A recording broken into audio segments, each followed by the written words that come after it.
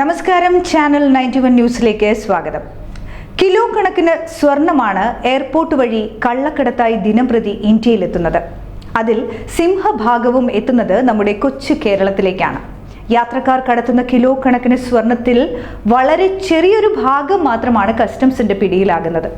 പൊതുവെ വിമാന ജീവനക്കാരെ, പ്രത്യേകിച്ചും പൈലറ്റുമാർ, എയർ ഹോസ്റ്റസ്, ക്യാബിൻ ക്രൂസ് ഈ വിഭാഗത്തിന് എയർപോർട്ടിൽ വിശദമായ പരിശോധന നടത്താറില്ല.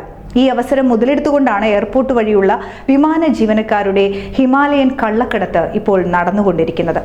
ലക്ഷങ്ങൾക്ക് മുകളിൽ ശമ്പളം വാങ്ങി ജോലി ചെയ്ത് നക്ഷത്ര ഹോട്ടലുകളിൽ വിശ്രമിച്ച് ഏറ്റവും മുന്തിയ തരം ആഹാരങ്ങൾ കഴിച്ച് ആഡംബര ജീവിതം നയിക്കുന്നവരാണ്, അല്ലെങ്കിൽ അതിനുള്ള സൗകര്യങ്ങൾ ഉള്ളവരാണ് എയർ ഹോസ്റ്റസുമാരും ക്യാബിൻ ക്രൂസും. അവരാണ് പണത്തിന്റെ അത്യാർത്തിയാൽ ഇത്തരത്തിൽ സ്വർണം, വിദേശ കറൻസി ഉൾപ്പെടെയുള്ള കള്ളക്കടത്തിന്റെ ഭാഗമാകുന്നത്. ഒരു തവണ സ്വർണം കടത്തുമ്പോൾ 2 ലക്ഷം മുതൽ 3 ലക്ഷം വരെയാണ് കമ്മീഷൻ ലഭിക്കുക എന്നാണ് കസ്റ്റംസ് പിടിയിലായ air hostess India express cabin crew അംഗം സുഹൈൽ വെളിപ്പെടുത്തിയിരിക്കുന്നത്. കണ്ണൂർ വിമാനത്താവളത്തിൽ പിടിയിലായ കൊൽക്കത്ത സ്വദേശി സുരഭി എന്ന എയർ ഹോസ്റ്റസ് മലദ്വാരത്തിൽ ഒളിപ്പിച്ച് കടത്താൻ ശ്രമിച്ചത് 1 കിലോ സ്വർണമാണ്. 10 വർഷമായി ക്യാബിൻ ക്രൂവായി ജോലി ചെയ്യുന്ന സുഹൈലിന്റെ വെളിപ്പെടുത്തലുകൾ ഈ സ്വർണ്ണ കള്ളക്കടത്തിന്റെ ഞെട്ടിക്കുന്ന വിവരങ്ങളാണ് പുറത്തെത്തിച്ചിരിക്കുന്നത്.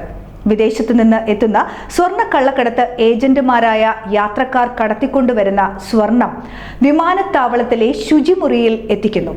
ശേഷം അവിടെ നിന്നും എയർ ഹോസ്റ്റസുമാർ അവ ശേഖരിച്ച് എയർപോർട്ട് കസ്റ്റംസ് കവാടത്തിലൂടെ പരിശോധനകളിൽ പിടിക്കപ്പെടാതെ പുറത്ത് എത്തിക്കുന്നു. പിന്നെ നേരെ വീടുകളിൽ അല്ലെങ്കിൽ ഹോട്ടലുകളിൽ പോകുന്നു.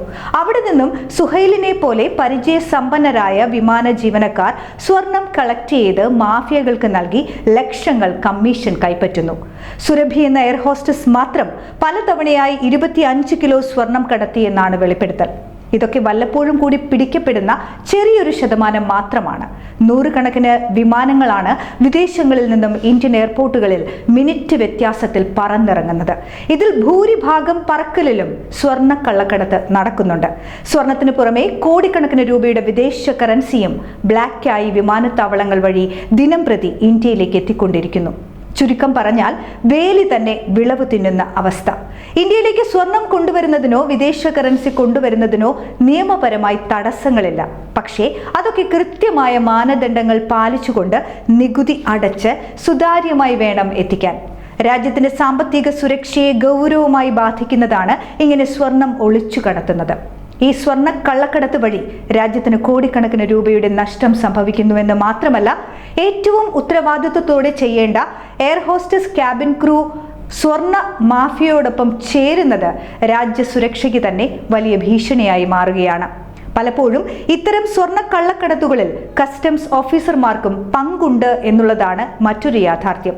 പിടിക്കപ്പെട്ടാലും നിസ്സാര ശിക്ഷ, പിഴ മാത്രമേ ഉണ്ടാവൂ എന്നത് കള്ളക്കടത്ത് വ്യാപകമായി തുടരാൻ സാഹചര്യമൊരുക്കുന്നു.